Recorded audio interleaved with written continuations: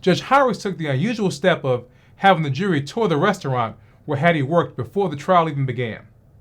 Because Guerin was claiming that it was self-defense and said that Hattie had a knife, Judge Harris believed that it was crucial for the jury to see where Hattie worked and where she was standing when Guerin fired at her. Between 1920 and 1945, Charles Guerin was the only police officer convicted of taking a civilian's life out of 104 police-involved deaths.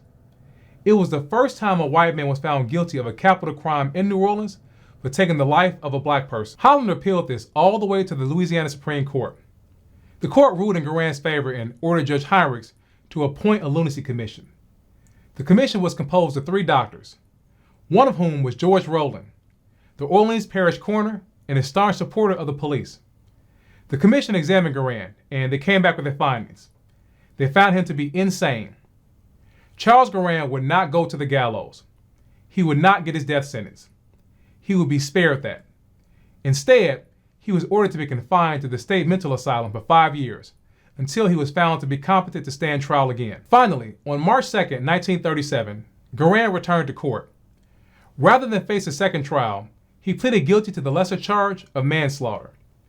He was sentenced to serve 1 to 3 years in prison and was released in 1940. In all, Guerin served just 8 years in custody. That included the time he was held before trial, in the state asylum, and in the penitentiary. After he was released, he returned to his life. He lived with his mother and worked as a cabinet maker. In August of 1941, Charles Guerin walked to a vacant lot just a few blocks from where he took Hattie's life. He placed a weapon to his chest and he fired. He took his own life. Now, I want to hear from you. Had you ever heard of Hattie McCrae before, and how did it make you feel learning what happened to her?